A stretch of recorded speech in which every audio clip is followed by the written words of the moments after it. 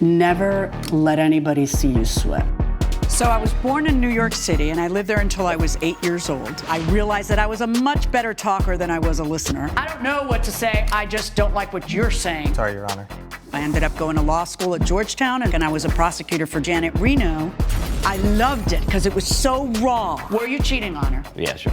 Okay. All rise. Our show will be a mixture of education, I think you're misreading the law a little bit, and entertainment. My main goal is justice and the law. That's been my legacy, and the legacy I hope to continue into the future with the show. Carol Locks claims her tenant constantly set off her security alarm, which resulted in expensive fines. Robbie Lopez says Ms. Locks refused to give him the correct code, so it's not his fault he kept triggering the alarm. All right, Ms. Locks, you are suing Mr. Lopez for $1,500 that you say he has to pay as your tenant or former tenant. Yes. Because he set off the alarms and caused you to obtain some fines. Yes. How did it come about that he was living in your home? Well, first of all, a friend of mine told me that, she's a good friend of mine actually, and she told me that she knew of this boy who was living with his parents. They were having a few problems with him, okay? And could he possibly come and live with me? Oh, You know. nothing entices me to have someone move in other than to hear that they're having problems exactly. where they live. Yeah, but you're not me though, and let me Okay. explain to you, okay? Because Yes, it's not I true. am not. But Okay. Go ahead, Because it's go not ahead. true. Talk to me, talk to me. Okay, yeah, because I have two sons, okay? Okay. And they were problematic as well, okay? So this is your mission, kind of. Boy, you've got it. Yeah. Whoa, it's my I still mission. wouldn't do it, but I applaud you. No, it's and my so have you mission. done this before? No, I've never done this before. Oh, it didn't I've work never out been so well. asked to do this before. Okay. All right, so he moves in, and how long is he living? How old are you? I'm 22. Okay, how long is he living with you? He's been living with me for about a year. Okay, and tell me about the alarms. What was going on? Well, the alarms, he was setting the alarms. He was setting them off. They Setting went them off how? Well, I don't know. He got the code wrong or something. I don't know what he was doing. Was the code the same the whole year? No, I changed it. And there were reasons that I had to change it. Because, Why did you change it? Well, you know, I provided him with a bunch of rules that he had to follow in order to be able to stay with me. Okay. Okay. Do you have those rules with you? I don't have them with Do me. you have those rules with I you? do. He Can I does. see them? Thank you. If you do sit on the couch or chairs, please fluff the cushions after use. Avoid use of lights if natural light is substantial enough. Unplug all appliances when leaving the house. Every day? Every time he leaves the house, he unplugs Well, yeah, all the... I don't want to have to pay extra money. Okay, so she says that the alarm kept going off and that it was your fault. What say you to that? Well, I just think she's wrong. She changes the code a lot, and the times that it did go off was because she changed the code. Without telling you? telling me. Would you tell him every time you changed the code? Okay, well, what I did tell him once, and a few of the other times, what I did was I got a sticky note and I put it on his door, and I gave him the new code there, so we would have it when he left the house, and he could see that there was a new But if he code. opens the door and walks out, he may not turn around to look at the door where you left it on. How about just some communication? Well, do you text at all or no? No, I'm not really that's that fine. adept at So, texting. but I mean, it seems you're living in the same house. How big? Right. You know, so don't you see each other? Yeah, I did tell him. I think a couple of times I told you. But you're not sure? I think it was at least a couple of times. Well, but I mean, you have to tell him each time you change it. Otherwise, the alarm is going to go off. He's not going to know what to do. What Right, would you do and when then the alarm would go off? What would you do? So there's really not much you can do. I would call her, and normally the protocol would be she uses the code to turn it off, to disable the alarm. But there are some times where she doesn't even answer her phone, and I'm just left to just let it ring until No, she that's does got to bother notice the it. neighbors. It does, yeah. Jeez. But don't you think after the first time, he would have realized that he has to always check with me to see what the code is. Because the only reason I think if you change the code, it's up to you to tell him that you changed the code. He can't assume every day while he's too busy unplugging every appliance and television set. He can't come to, oh, by the way, did you change the code? That's really something that you have to tell him when you change it, and you have to communicate it to him effectively, because otherwise, can I see, were you being fined by the city? Oh, you bet I was. Can I see that? Yeah. Do you have those? Thank you. One of the reasons that I kept changing it was because he proved to be very, very negligent. He wouldn't do a lot of the things that he signed and said that he would do. He didn't unplug the appliances. He didn't fluff the pillows. You know, there are a lot of things that he signed and said he was How going to do. does changing the alarm code help that? Because I have to trust him. You know, how can I trust a guy who keeps doing things like that? He signed it, and he's not doing what he said he was going to do. Right, but if you're going to change the alarm code, and because you don't trust him, then you don't give him the code and you tell him to get out. Coming up on Justice for the People. Hopefully he So would get maybe the you're idea. changing the code and not giving it to him because you don't trust him. Well, no.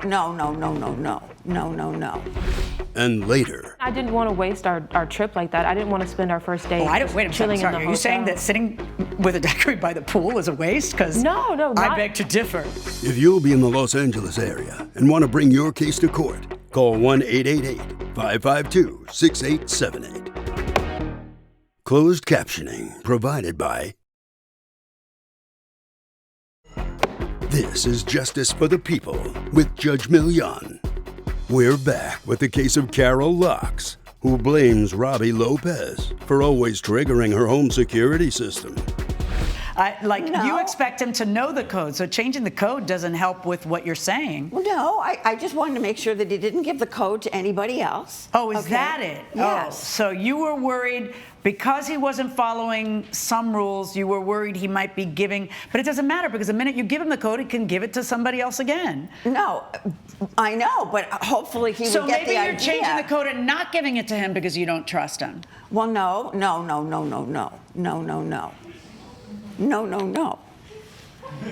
I said no.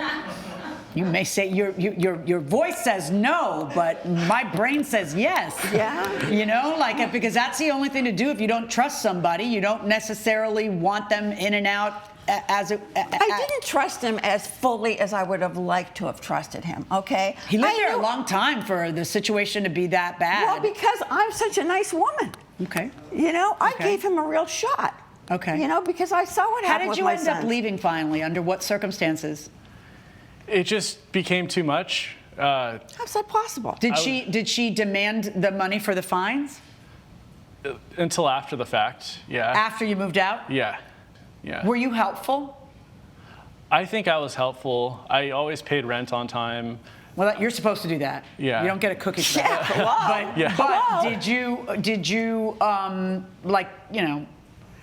lift heavy stuff? I would help her out with. Did you with put out some the garbage household- for her? Did you? Yes. I You did know, like how else would you help her out? Well, I mean, I guess it was also part of her strict house rules, but it was everything from the garbage to cleaning up, at least 3 times a week. Okay. Who's the lady with you? She's my witness. She's the neighbor to Miss Locks. She's your neighbor? No, she's a witness. Yes, she is my neighbor. And he would take her garbage out. Okay. Huh. Step And now on she's up. showing up to stand I up was just for helping him. out. I was. So how long have you lived there?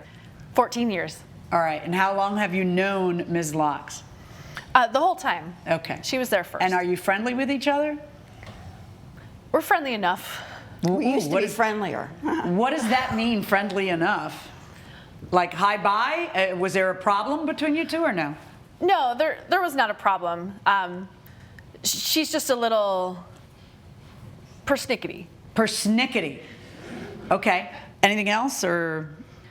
I just try and keep things polite. Okay. So what he asked you to be a witness for him. What is it you're testifying to that will help me decide this case? So the alarms, they do go off periodically on the house, and Was that happening before he got there? it was. So I noticed through looking at this paperwork that they dismiss a bunch of them for you. Like, Yeah. How many did Goodness. they? Yeah, they dismissed how many? They dismissed 3 of them.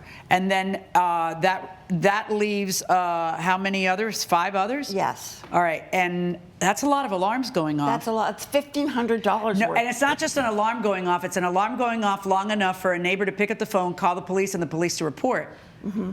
That's alarms going off a lot. That's right. Okay, well, one way to not have that happen is to stop changing the code so that he doesn't come home to a changed code that nobody communicated to him. But I didn't. I changed the code on occasion. How often would you change the code? Maybe once every couple of weeks. Really? Okay. Well, one time, you won't believe this. One time, he shows up. He's not even there, and there's this strange woman just standing in my house. Okay. What do you say to that? What did she say to that when you asked her, who are you? She said that he was out there, like, locking up the car. Okay. But, my fear when I walk in and I see this woman I've never seen before standing in my house. I don't think you should rent a room to a 22-year-old college student. No, well, if that shocks you and scares you, you need to live alone and not have, the hassle of having somebody else there. I just thought I was doing a good thing. I understand, and that's lovely, but the truth of the matter is that you've come to court and you're suing him and you want him to fork over all this money because the alarm went off, and the alarm went off because you kept changing the code and you've admitted to not really communicating that to him. So I don't think I'm going to make him pay you. And I'm sorry, and it's lovely that you were doing a good thing. Let's not mistake this either. He was also paying how much for a room? $800. Okay, and that's helpful. Obviously, but when you're the plaintiff in a lawsuit, you have the burden of proof, and what that means is you have to prove to me that it is more likely than not his fault that these alarms stayed on to the point where, people, that means he's forgetting the code, not he's trying to reach you, can't reach you, and you've changed the code yet again. And honestly, I don't know whose fault it is. Because based on what I'm hearing, it could be his, it could be yours. It might more likely than not be yours and not his. But I can't tell, and if I can't tell, then you haven't proven your case. Verdict for the defendant. All rise. Judge Milian has ruled in favor of the defendant. The plaintiff's claim is denied. He signed the document that I gave him, and he signed it saying that he was going to keep up with everything that he had signed. So of course I didn't trust him, and of course I had to change the codes. I'm just really happy about the decision, and I still have a lot of respect for Miss Locks for having me in her house. Coming up. She had a whole schedule planned out. Right. Had you ever traveled with each other? No. No. Yeah, This is our first trip. that's kind of a thing. That's kind of when I would decide I'm going to keep dating this guy or I'm not. Closed captioning provided by... This is Justice for the People with Judge Milian. Sheila Jefferson claims her former friend should help pay for the damage to a rental car they shared on vacation. Tanya Whitaker says she wasn't driving, so it's not her problem. Okay, Ms. Jefferson, you are suing what I take to be your former friend, Ms. Whitaker, for half of your deductible and your insurance because while you were on vacation agreeing to split the costs, there was an accident. Tell me about the vacation. You two had planned to take a vacation together to where? Atlanta. All right. We were celebrating our graduation. Okay.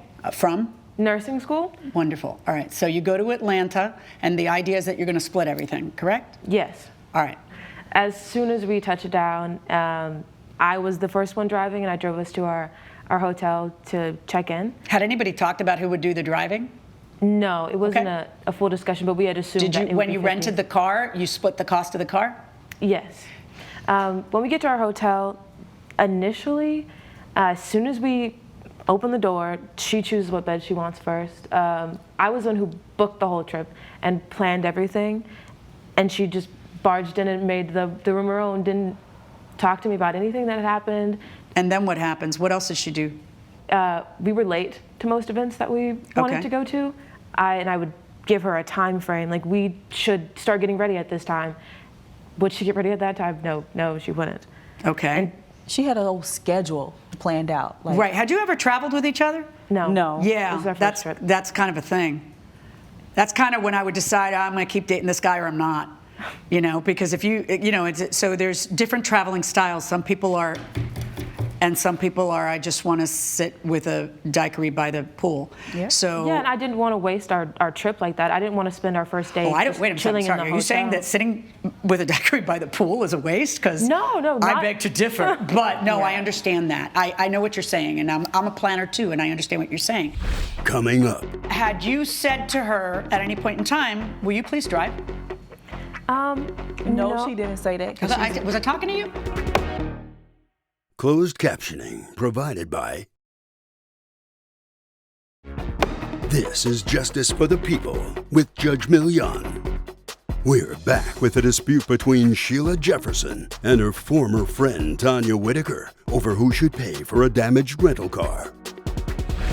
The date of the accident, how many days into the vacation was it? This is our second day. Okay.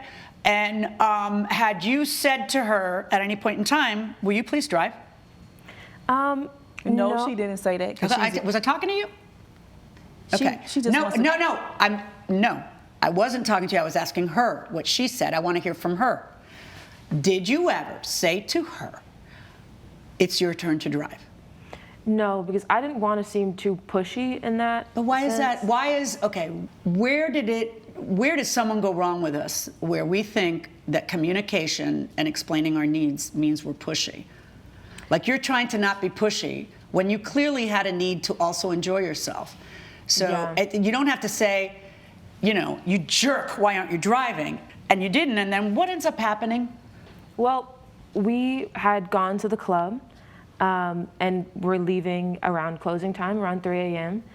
She's complaining that her feet hurt, and so we get to our parking spot, and it's a really confined space. And so as we're squeezing into the car, I wanted to valet park. No one is talking to you. Go on. I'm backing out of our parking spot, and there is a cement column right behind the vehicle. I think I just overcorrected a bit and bumped into it. Okay. Do you have a picture of the car, the damage? May I see it? The concrete. She hits a concrete pillar, and what does everybody say? Thank you.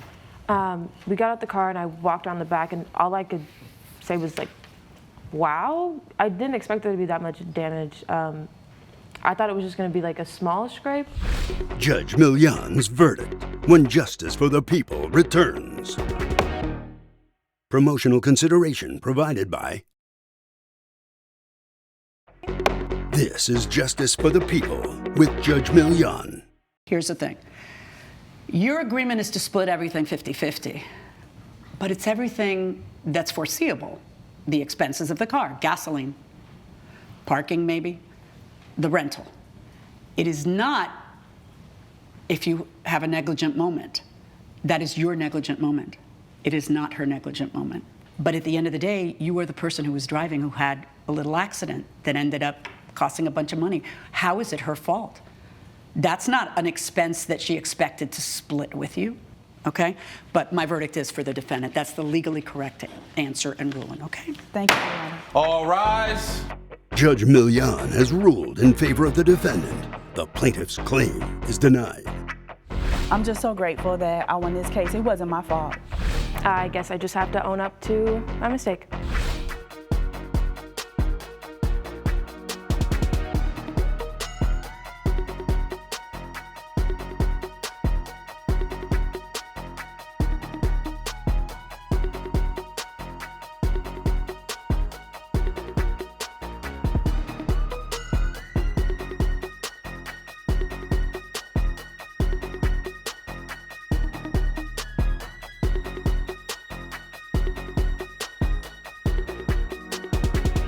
This has been a production of Allen Media Group.